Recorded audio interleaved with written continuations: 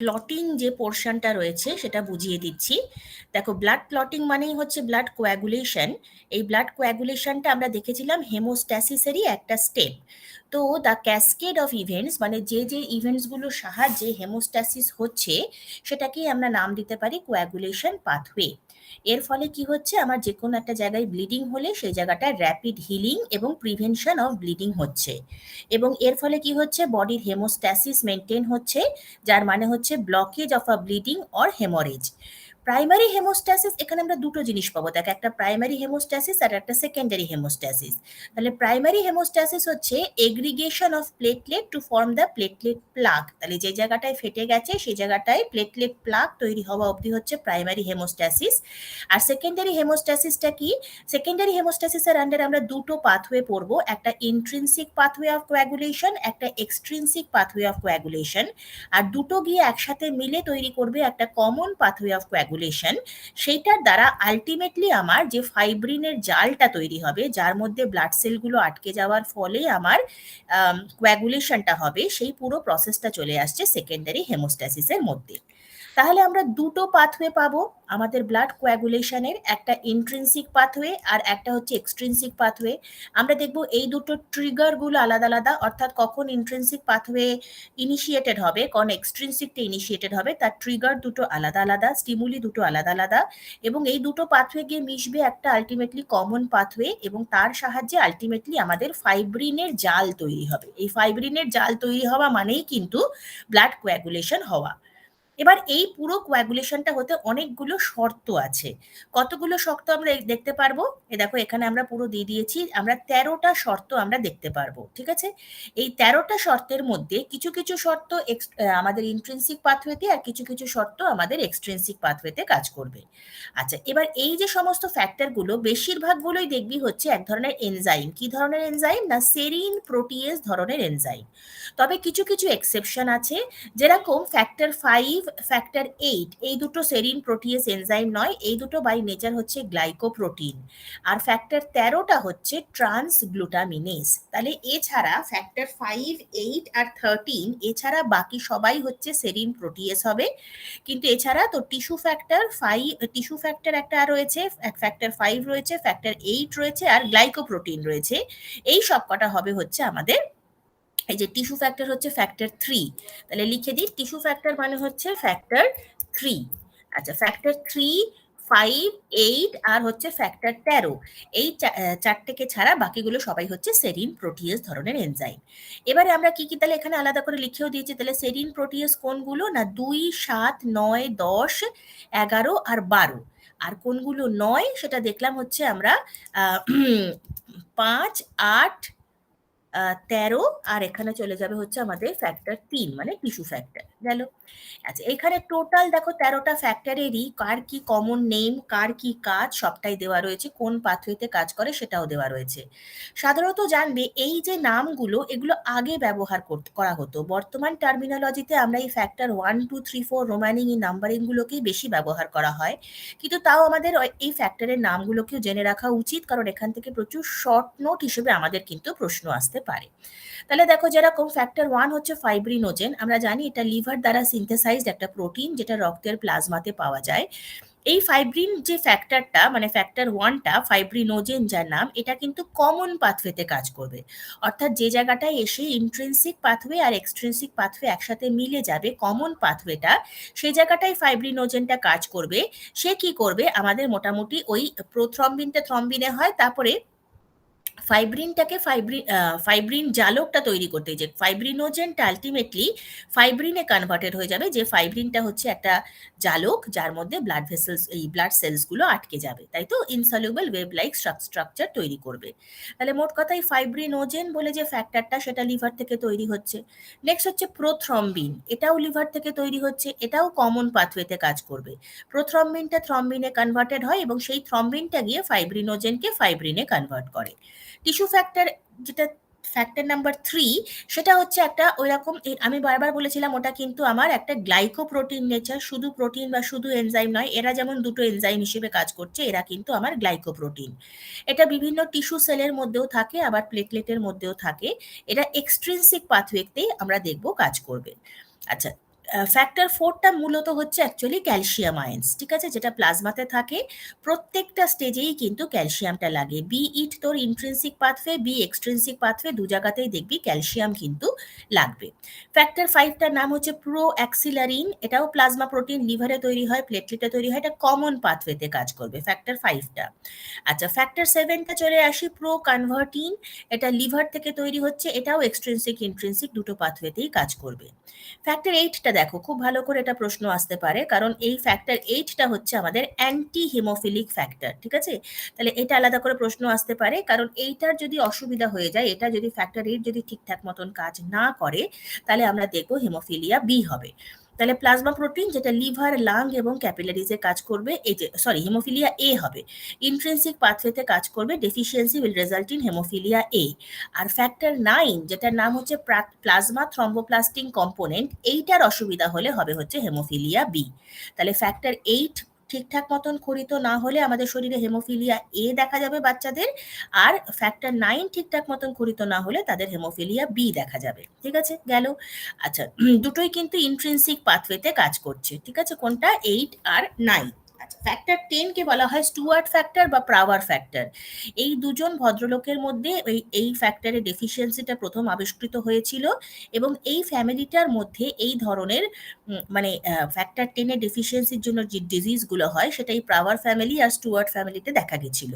এটাও লিভার থেকে সিনথেসাইজ হচ্ছে একটা প্রোটিন যেটা প্লাজমাতে পাওয়া যায়। এই 10 ফ্যাক্টরটা কিন্তু কমন পাথওয়েতে কাজ করবে।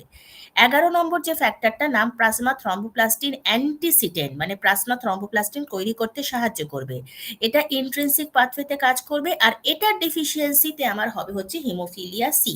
তার মানে এই ফ্যাক্টরটা এই ফ্যাক্টরটা এই ফ্যাক্টরটা খুব ইম্পর্টেন্ট আমাদের জন্য, কারণ তিনটের ক্ষেত্রে তিনটে হেমোফিলিয়া হচ্ছে, 8, 9 আর এদিকে হচ্ছে আমাদের 11, এটা মনে রাখতে হবে। আচ্ছা, 12টার নাম হচ্ছে হেগম্যান ফ্যাক্টর। হেগম্যান ফ্যাক্টর হচ্ছে একটা প্লাজমা প্রোটিন, এটাও লিভার থেকে তৈরি হচ্ছে, এটা ইন্ট্রিনসিক পাথওয়েতে কাজ করছে, ঠিক আছে। আচ্ছা আচ্ছা, ফ্যাক্টর 13 হচ্ছে ফাইব্রিন স্টেবিলাইজিং ফ্যাক্টর। তার মানে বুঝতেই পারছো, ফাইব্রিন তৈরি হয়ে যাওয়ার পরে সেই জালকটাকে স্টেবিলাইজ করতে আবার লাগবে হচ্ছে ফ্যাক্টর 13, যেটা হচ্ছে লিভার থেকে, বোন ম্যারো থেকে তৈরি হয়, এটা crosslinks fibrin forming a strong stable clot, মানে ক্লটিংটাকে আমাকে স্টেবল করবে। তাহলে এই হচ্ছে আমাদের টোটাল 13টা ফ্যাক্টর, তাদের নাম, তারা কোথা থেকে সিক্রিটেড হয় এবং তারা কোন পাথওয়েটাতে কাজে লাগছে। এবার আমরা পাথওয়ে দুটোর কথায় আসি। প্রথম পাথওয়েটাকে বলেছিলাম ইন্ট্রিনসিক পাথওয়ে বলে, বা কন্ট্যাক্ট অ্যাক্টিভেশন পাথওয়ে বলে। এই শর্তগুলো এই ফ্যাক্টরটাতে কাজ করছে, ক্যালসিয়াম দুটো পাথওয়েতেই কাজ করবে। আচ্ছা, এটা কিভাবে অ্যাক্টিভেটেড হয়, না থ্রু এক্সপোজড এন্ডোথেলিয়াল কোলাজেন। তার মানে তোর ব্লাড ভেসেলের মধ্যে কোনো একটা ইনজুরি হয়েছে, এবং ব্লাড ভেসেলের ইনজুরি হওয়ার পরে ব্লাড ভেসেলটা ফেটে গেছে, ব্লাড ভেসেলটা ফেটে গিয়ে ব্লাড ভেসেলের যে এন্ডোথেলিয়াল লাইনিংটা, যেটাকে আমরা ব্লাড ভেসেলের লাইনিংকেই আমরা এন্ডোথেলিয়াম বলি, সেটা এক্সপোজড হয়ে গেছে, তখন সঙ্গে সঙ্গে ইন্ট্রিনসিক পাথওয়েটা অ্যাক্টিভেটেড হয়ে যাবে। কি হবে, প্রথমেই ফ্যাক্টর 12টা অ্যাক্টিভেটেড হবে। ফ্যাক্টর 12 কি, এটা হচ্ছে একটা ইনঅ্যাক্টিভেটেড সেরিন প্রোটিয়েজ এনজাইম, ঠিক আছে। তাহলে ফ্যাক্টর 12টা প্রথমে অ্যাক্টিভেটেড হয়ে যাবে হচ্ছে ফ্যাক্টর 12A, যেটা হচ্ছে অ্যাক্টিভেটেড সেরিন প্রোটিয়েজ। তাহলে প্রথমে ইনঅ্যাক্টিভ সেরিন প্রোটিয়েজ অবস্থায় ছিল, সেখান থেকে 12A হয়ে গেল, মানে হচ্ছে অ্যাক্টিভ সেরিন প্রোটিয়েজ হয়ে গেল after exposure two endothelial collagen. Endothelial collagen is only exposed when endothelial damage occurs. মনে রাখবে, ব্লাড ভেসেলটা ফেটে গেলে এন্ডোথেলিয়ামটা এক্সপোজড হবে, তখন কি হলো, ফ্যাক্টর 12টা 12A তে চেঞ্জ হয়ে গেল। আচ্ছা, মনে রাখবে এর সাথে প্লাজমার মধ্যে আরেকটা প্রোটিন থাকে যার নাম হচ্ছে ক্যালিক্রেইন। এই ক্যালিক্রেইনটাও একটা সেরিন প্রোটিয়েজ ধরনের এনজাইম, ঠিক আছে, এটাও কিন্তু এই ইন্ট্রিনসিক পাথওয়েতে একটা রোল প্লে করছে। তাহলে ইন্ট্রিনসিক পাথওয়ে কার থেকে শুরু হচ্ছে, না ফ্যাক্টর 12 আর হচ্ছে রক্তে থাকা ক্যালিক্রেইন। এই দুটো যেই মুহূর্তে রক্তের মধ্যে আমার বেরিয়ে আসছে এন্ডোথেলিয়াল এক্সপোজারের ফলে, আমার ইন্ট্রিনসিক পাথওয়ে স্টিমুলেটেড হয়ে যাচ্ছে। ফ্যাক্টর 12টা যখন 12A তে গিয়ে চেঞ্জ হলো, সেই 12A কি করবে, 11কে 11A তে চেঞ্জ করবে। মনে এ মানে হচ্ছে অ্যাক্টিভেটেড, ঠিক আছে। তাহলে 12টা 12A তে গেল, অ্যাক্টিভেটেড হলো, 12A গিয়ে 11কে 11A তে চেঞ্জ করবে, মানে অ্যাক্টিভেটেড হবে। 11টা গিয়ে 9কে মানে প্রমোট করবে, 9টা হচ্ছে পিটিসি প্লাজমা থ্রম্বোপ্লাস্টিন কম্পোনেন্ট, সেটাকে 9A তে স্টিমুলেট করবে। 9A গিয়ে তখন 10কে 10A তে স্টিমুলেট করবে, ঠিক আছে। আর 9A গিয়ে তখন 10কে 10A তে স্টিমুলেট করবে। আচ্ছা, সব জায়গায় যখন আমরা ক্যাপিটালে দেখলাম, তো এটাও ক্যাপিটালে দিই, 10কে 10A তে স্টিমুলেট করবে। ও, এরপর থেকে আবার ছোট করে রয়ে গেছে, যাই হোক। এবার 10A তখন কি করবে, ফ্যাক্টর 2টাকে করে দেবে হচ্ছে ফ্যাক্টর 2A। ওকে, তাহলে ফ্যাক্টর 2A তে করে দিল। তাহলে কি হলো দেখো, 12টা হয়ে গেল 12A, 12টা গিয়ে চেঞ্জ করলো হচ্ছে 11 কি 11A, 11A গিয়ে 9কে 9A, 9টা গিয়ে 10কে 10A। আচ্ছা, মনে রাখবে এই 10কে 10A যখন হয়ে গেল, তারপরে কিন্তু আমরা কমন পাথওয়েতে ঢুকে পড়ছি। এইটুকুনো হচ্ছে ইন্ট্রিনসিক পাথওয়ের জন্য একদম স্পেশালাইজ। এটা তুমি এক্সট্রিনসিক পাথওয়েতে এইটুকুনো জায়গা তোমরা দেখতে পারবে না। এটা হচ্ছে পুরোপুরি ইন্ট্রিনসিক পাথওয়ে। তারপরে 10A যেই হয়ে গেল, ওটা কিন্তু কমন পাথওয়েতে ঢুকে গেল। 10A গিয়ে কি করবে তখন, 2কে 2A তে চেঞ্জ করবে। 2A হচ্ছে অ্যাকচুয়ালি আমাদের থ্রম্বিন। থ্রম্বিনটা জানি আমরা কি করে, ফাইব্রিনোজেনকে ফাইব্রিনে কনভার্ট করে, অর্থাৎ ক্লটিং শুরু হয়ে গেল। কিন্তু এই স্টেপটা কিন্তু কমন পাথওয়ের অঙ্গ। তাহলে আমরা আলটিমেটলি দেখতে পাচ্ছি এটা একটা কাসকেডের মতন হচ্ছে, মানে ধাপে ধাপে হচ্ছে। 12টা প্রথমে অ্যাক্টিভেটেড হচ্ছে, সেটা গিয়ে আমাদের 11টাকে অ্যাক্টিভেট করে দিল, 11টা গিয়ে আমাদের 9টাকে অ্যাক্টিভেট করে দিল, 9টা গিয়ে আমাদের 10টাকে অ্যাক্টিভেট করে দিল। তাহলে এইভাবে একটা একটা করে কিন্তু একটা আর একটাকে অ্যাক্টিভেট করে, অর্থাৎ ধাপে ধাপে হয়। যত আমরা এই ডাউন দ্য ক্যাসকেড মুভ করব, অর্থাৎ 12 থেকে যত আমরা 10-এর দিকে আসছি, যত নিচের দিকে আসছি, তখন তত তত concentration of that factor will increase in the blood. এটা খুব মাথায় রাখবে যে যত নিচে নামছো, তত কিন্তু সেই ফ্যাক্টরের কনসেন্ট্রেশনটা আস্তে আস্তে রক্তে বেড়ে যাচ্ছে। ঠিক আছে, যেমন ফ্যাক্টর 9-এর কনসেন্ট্রেশন কিন্তু ফ্যাক্টর 11-এর থেকে অনেকটা বেশি রক্তে গেল। আচ্ছা, when factor 2 is activated by either intrinsic, আচ্ছা আরেকটা এবার একটা এক্সট্রা কথা বলছি, যখন ফ্যাক্টর 2টা অ্যাক্টিভেটেড হচ্ছে, সেটা ইন্ট্রিনসিক পাথওয়ে, যে দেখো লাস্ট স্টেপে কমন স্টেপে হয়েছিল, 2টা 2A তে অ্যাক্টিভেটেড হয়েছিল, সেটা ইন্ট্রিনসিকের থ্রু দিয়েও হতে পারে, এক্সট্রিনসিকের থ্রু দিয়েও হতে পারে। যাই হোক না কেন, তখন এই ফ্যাক্টর 2টা গিয়ে কি করে, পজিটিভ ফিডব্যাক দেয় 5, 7, 8, 11, 13 এই সব কটার মানে সিক্রিশনটাকে বাড়িয়ে দেয়। ফলত ফ্যাক্টর 12টা কিন্তু, যেটা দিয়ে দেখো ইন্ট্রিনসিক পাথওয়ে শুরু হয়েছিল, factor 12 becomes less critical. Patients can actually clot well without the factor 12. খুব অল্প পরিমাণ ফ্যাক্টর 12 থাকলেও যদি এই পাথওয়েটা একবার অ্যাক্টিভেটেড হয়ে যায়, এখান থেকে কি হয়, এক্সট্রিনসিক পাথওয়ের যে বিভিন্ন ফ্যাক্টরস গুলো আছে, বা আলটিমেটলি আমার মানে ক্লটিং হতে তো লাগবে হচ্ছে আমাদের ফ্যাক্টর 2টা, ফ্যাক্টর 2 এবং ফ্যাক্টর 13 যেটা ক্লটটাকে স্টেবিলাইজ করবে, সেগুলো কিন্তু পজিটিভলি খুব বেশি বেশি তৈরি হতে শুরু করছে। কাজে যদি ফ্যাক্টর 12 আমার শরীরে দরকারের থেকে একটু কম পরিমাণও ক্ষরণ হয়, তাতেও ক্লটিং প্রসেস বন্ধ হবে না। আচ্ছা, কিভাবে আমরা এগুলোকে ল্যাবরেটরিতে মাপি যে আমার এই পার্টিকুলার পাথওয়ে দিয়ে ক্লটিং হতে কতক্ষণ সময় লাগছে? তো এই ইন্ট্রিনসিক পাথওয়ে দিয়ে ক্লটিং হতে কতক্ষণ সময় লাগে, সেটাকে যে পদ্ধতিতে মাপা হয় তাকে বলে পার্শিয়াল থ্রম্বোপ্লাস্টিন টাইম। ঠিক আছে, এক্ষেত্রে দেখো অ্যাকচুয়ালি টিস্যু ফ্যাক্টর, যেটা আমরা ফ্যাক্টর 3 বলেছিলাম, সেটা কিন্তু রিলিজ হলো না। মানে এই পাথওয়েটাতে কিন্তু আমার থ্রম্বোপ্লাস্টিন রিলিজ হলো না, তাই এটাকে এরা নাম দিয়েছে হচ্ছে পার্শিয়াল থ্রম্বোপ্লাস্টিন টাইম। এর পরেরটাতে দেখবি, মানে এক্সট্রিনসিক পাথওয়েতে দেখবি থ্রম্বোপ্লাস্টিন রিলিজ হবে, তো সেটাকে আমরা সেজন্য নাম দেব হচ্ছে তখন পিটি টাইম। ঠিক আছে, আর এটাকে নাম দিচ্ছি পার্শিয়াল থ্রম্বোপ্লাস্টিন টাইম, ওটাকে নাম দেবো শুধু thromboplastin time, plasma thromboplastin time. ঠিক আছে, তো এখানে পার্শিয়াল শব্দটা এই জন্য ব্যবহার করা হলো। টিপিক্যাল ভ্যালু কত হওয়া উচিত, 30 থেকে 40 সেকেন্ড। ঠিক আছে, আচ্ছা, এই PTT test can be use to check for bleeding problem. তাহলে যদি দেখা যায় 30 থেকে 40 সেকেন্ডের বেশি সময় লাগছে পিটিটি টাইম, তাহলে বুঝতে হবে কোনো না কোনো একটা ফ্যাক্টরে ডেফিসিয়েন্সি হচ্ছে, ফলত কোয়াগুলেশন হতে সময় বেশি লাগছে। ওকে, গেল। আচ্ছা, এই পাথওয়েটা কিন্তু আমাদের লঙ্গার পাথওয়ে অফ সেকেন্ডারি হোমিওস্ট্যাসিস, মানে আমি বলতে চাইছি যে ইন্ট্রিনসিক পাথওয়েটা কিন্তু এক্সট্রিনসিকের তুলনায় বেশি সময় নেবে। ঠিক আছে, এক্সট্রিনসিকটা অনেক বেশি ছোট হবে, তাহলে extrinsic pathway time will always be shorter as compare to the intrinsic. ইন্ট্রিনসিকে অনেকটা বেশি সময় নেবে, ফ্যাক্টরও অনেক বেশি লাগছে। গেল, এবার চলে আসছে আমরা এক্সট্রিনসিক পাথওয়ে। এক্সট্রিনসিক পাথওয়ে, এটার মধ্যে এই শর্তগুলো কাজ করছে। এ দেখো, টিস্যু ফ্যাক্টরটা আমাদের এই পাথওয়েতে কাজ করে, ক্যালসিয়াম দুটোতেই কাজ করে, ফ্যাক্টর 7টা এই পাথওয়েটাতে কাজ করছে। গেল, extrinsic pathway is initiated at the site of the injury in response to release of tissue factor initiated through external vessel damage. তাহলে আগেরটাতে ভেসেল ড্যামেজটা ইন্টারনাল হয়েছিল, আর এবার হচ্ছে বাইরে থেকে কোনো চোট খেয়ে আলটিমেটলি ভেসেল ড্যামেজ হতেই হবে, কিন্তু এক্ষেত্রে তার সাথে আরেকটা কি রিলিজ হবে না টিস্যু ফ্যাক্টর, যেটাকে আমরা ফ্যাক্টর 3 বলি, সেইটা কিন্তু এক্ষেত্রে রিলিজ হবে। গেল, সেজন্য আমরা এটাকে টিস্যু ফ্যাক্টর পাথওয়েও বলে থাকি। তাহলে once the damage to the vessel is done, the endothelial cell release tissue factor which goes on to activate 7 to 7A. 7A then activates factor 9 and 10. তাহলে একদম ছোট পাথওয়ে কি দেখলাম, প্রথমে হচ্ছে আমার ব্লাড ভেসেলটা ভেঙে যাবে, তার থেকে টিস্যু ফ্যাক্টর মানে ফ্যাক্টর 3টা রিলিজ হবে, সেটা গিয়ে কি করবে আমার 7কে 7A তে চেঞ্জ করবে, আর 7A গিয়ে কি করবে 9 এবং 10 নম্বর ফ্যাক্টরকে অ্যাক্টিভেট করবে।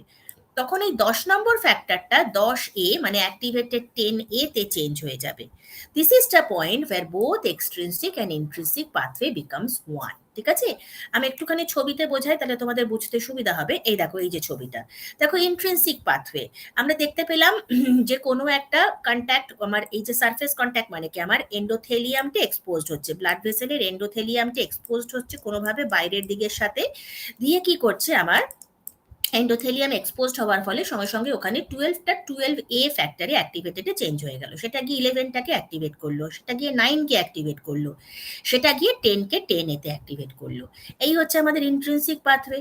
আর এক্সট্রিনসিক পাথওয়েতে দেখো কি হলো, টিস্যু ড্যামেজ হলো কোনোভাবে, টিস্যু ড্যামেজ হলে সেই জায়গাটার প্লেটলেটগুলো ভেঙে গেল, সেখানকার এন্ডোথেলিয়াম ব্লাড ভেসেলসগুলো ভেঙে গেল, সঙ্গে সঙ্গে কি হবে 7A, ঠিক আছে, 7A আর টিস্যু ফ্যাক্টর মানে ফ্যাক্টর 3, টিস্যু ড্যামেজ থেকে টিস্যু ফ্যাক্টর বেরিয়ে এসছে, আর সাথে সাথে বেরিয়ে আসবে হচ্ছে 7টা চেঞ্জ হয়ে যাবে হচ্ছে 7A গিয়ে 10কে 10A তে চেঞ্জ করবে। তাহলে দুই দিক থেকেই আমরা কি দেখতে পেলাম, আলটিমেটলি 10A মানে অ্যাক্টিভেটেড 10 কমপ্লেক্স হচ্ছে। এই অ্যাক্টিভেটেড যে 10 কমপ্লেক্সটা, এইবারে আমরা ঢুকে যাব হচ্ছে কমন পাথওয়েতে। এই অ্যাক্টিভেটেড 10 কমপ্লেক্সটা, আচ্ছা আমি একটু পড়িয়ে নিই এখানে। তাহলে এক্সট্রিনসিক পাথওয়েটা কি বলছিলাম, এই যে factor 10A and its cofactor factor 5A forms prothrombinase complex. ভালো করে দেখো, এখানে 10A তৈরি হয়েছে, 10 এর সাথে 5 এর একটা অ্যাক্টিভেটেড কম্পোনেন্ট জুড়ে যাবে ফ্যাক্টর 5 এর, যেটার নাম হবে 5A। তাহলে 10A আর অ্যাক্টিভেটেড 5A এই দুটোকে একসাথে নিয়ে বলা হবে প্রোথ্রম্বিনেজ কমপ্লেক্স। অ্যাকচুয়ালি এখানে আরো কিছু কাজ করে, এখানে ফসফোলিপিডস বেরিয়ে আসে আমাদের বিভিন্ন সেল থেকে, আর ক্যালসিয়ামও থাকে।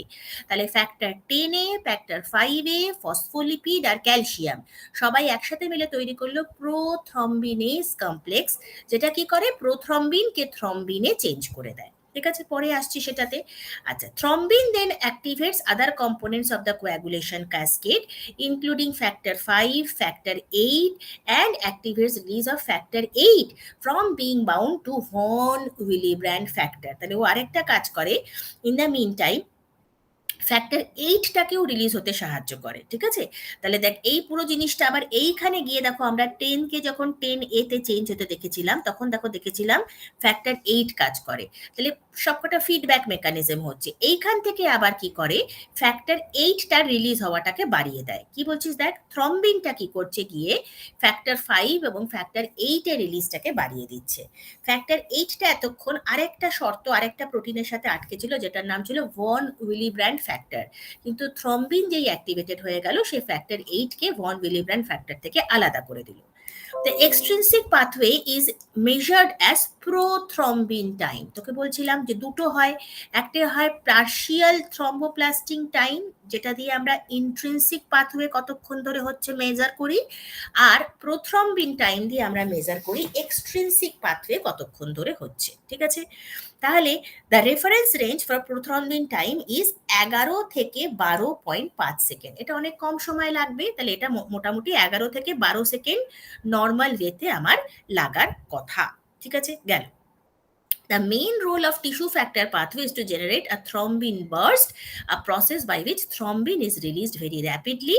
Extrinsic pathway shorter pathway of the secondary homeostasis, মানে এটা হতে কিন্তু অনেকটা কম সময় লাগছে। গেল। নেক্সট কি বলছে, এবারে কমন পাথওয়েতে ঢুকে আসি। তাহলে কমন পাথওয়েতে কোন কোন ফ্যাক্টর, ক্যালসিয়াম সবসময়ই কাজ করবে। কমন পাথওয়েতে কাজ করছে হচ্ছে 1 নম্বর, 2 নম্বর, 5 নম্বর, 8 নম্বর আর 10 নম্বর। ঠিক আছে, গেল।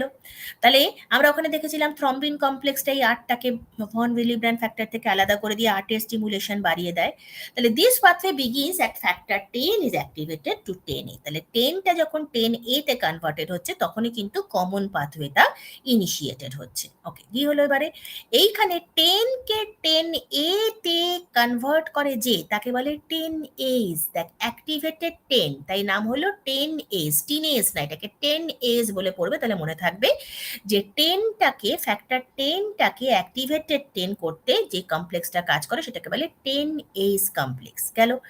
Once activated to 10A it goes to activate factor 2। এখানে পরের ক্ষেত্রে সব স্মল এ দেওয়া আছে, তাহলে আগের ওই ক্যাপিটাল এ গুলোকে স্মল এ করে দিস, তাহলে লেখাটায় যেন একটা সামঞ্জস্য থাকে। অর্থাৎ আগে যখন 12টার পরে এ লিখেছিস ক্যাপিটাল না লিখে স্মল এ করে this. Once activated to factor 10A it goes on to activate factor 2 into factor 2A বা থ্রম্বিন। তাহলে এখানে কি হলো দেখো, তাহলে এখানে প্রোথ্রম্বিনটা থ্রম্বিন হলো। এই দেখো, অ্যাকচুয়ালি ফ্যাক্টর থ্রম্বিন মানেই হচ্ছে আমাদের ফ্যাক্টর 2। দেখো এখানে লেখাও থাকবে, আমাদের যদি উপরের একদম আমাদের চার্টটাতে চলে যায়, দেখো ফ্যাক্টর 2 মানে হচ্ছে প্রোথ্রম্বিন, আর 2A মানে হচ্ছে তার মানে থ্রম্বিন। তাহলে এখানে আমরা যেটা লিখলাম থ্রম্বিন সেটা হচ্ছে 2A। গেল। আর প্রোথ্রম্বিন মানে ছিল ফ্যাক্টর 2। ওকে, তাহলে ফ্যাক্টর 2টা 2A হয়ে গেল, মানে থ্রম্বিনে চেঞ্জ হয়ে গেল। দেখো, once activated factor 10A goes on to activate prothrombin into 2A, that is thrombin. Factor 10A requires factor 5 S cofactor, এটা আগেও বলেছিলাম। তাহলে ফ্যাক্টর 10A আর ফ্যাক্টর 5A অ্যাকচুয়ালি দুটো মিলিয়ে তৈরি করে প্রোথ্রম্বিনেস কমপ্লেক্স। থ্রম্বোপ্লাস্টিন অর থ্রম্বোকাইনেজ, ঠিক আছে। থ্রম্বোপ্লাস্টিন বা থ্রম্বোকাইনেজ কি? ইট ইজ এই যে দেখিয়েছিলাম, এ দেখ ফসফোলিপিড বেরিয়ে আসে এই জায়গাটাতে, তাই তো।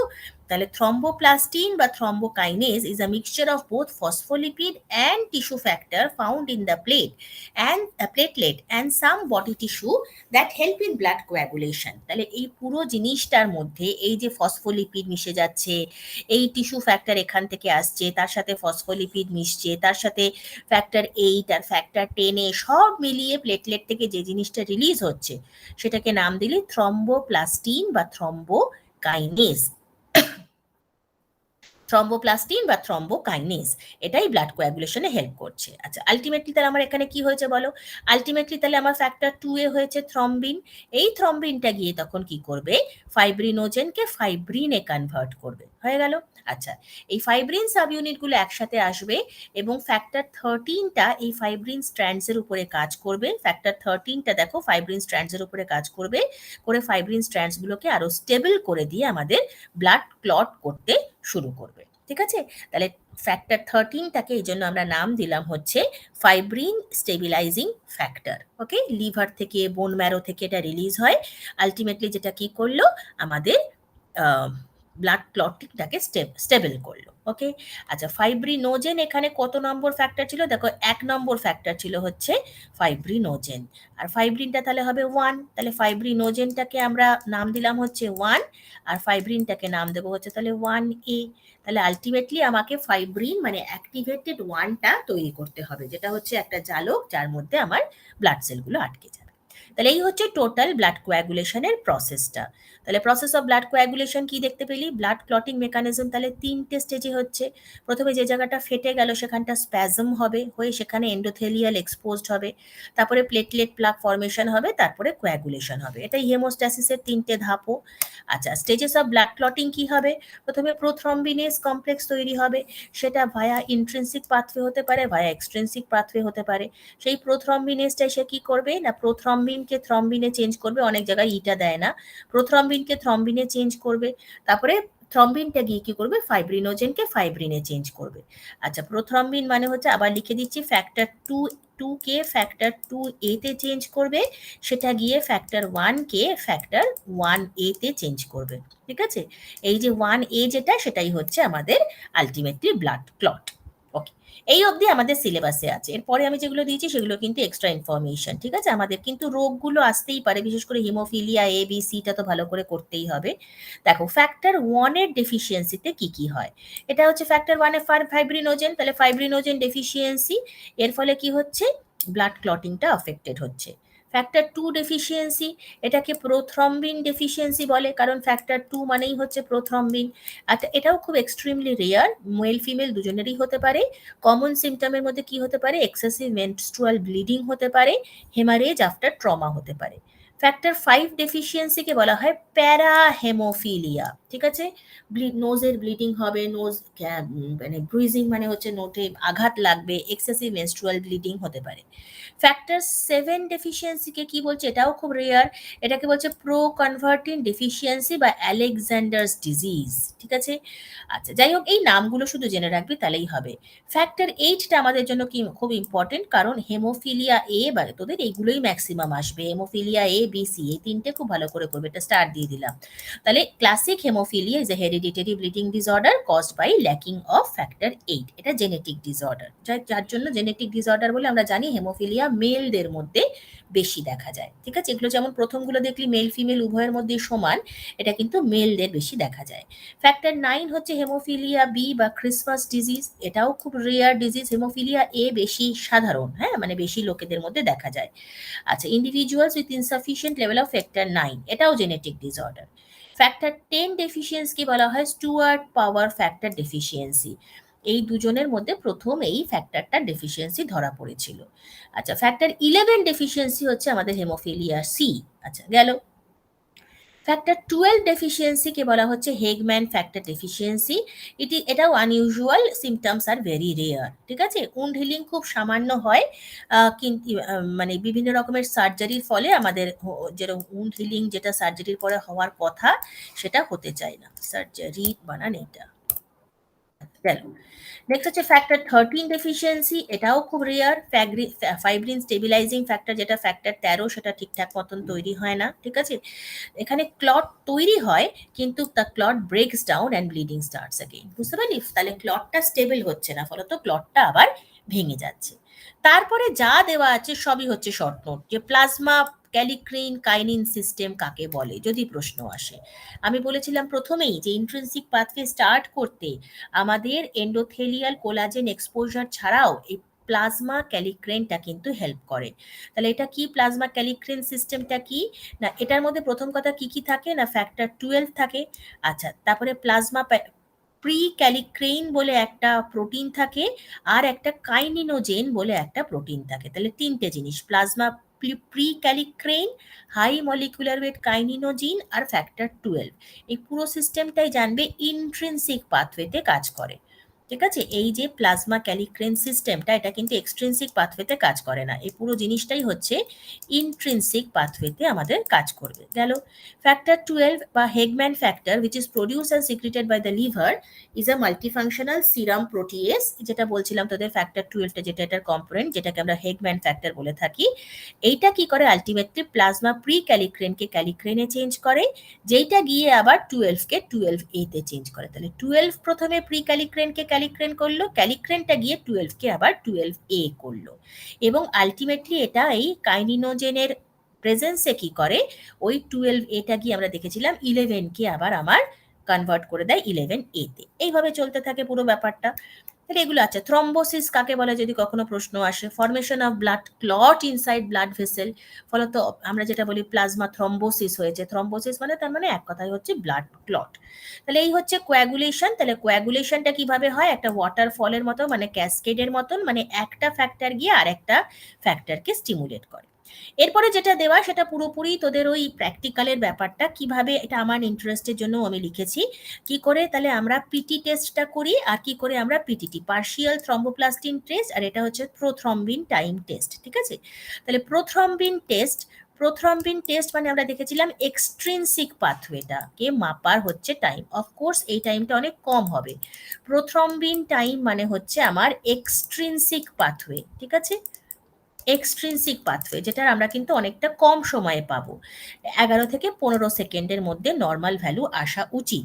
এটা টেস্টের দ্বারা আমরা কি বুঝতে পারছি, যে ফ্যাক্টর 7, 5, 10, প্রোথ্রম্বিন, ফাইব্রিনোজেন, এই কটা ফ্যাক্টর মানে 2 আর 1, তাই তো?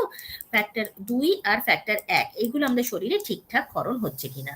আর পিটিটি টেস্ট হচ্ছে পার্শিয়াল থ্রম্বোপ্লাস্টিন টাইম, এটা হচ্ছে ইন্ট্রিনসিক পাথওয়েটাকে মেজার করবে।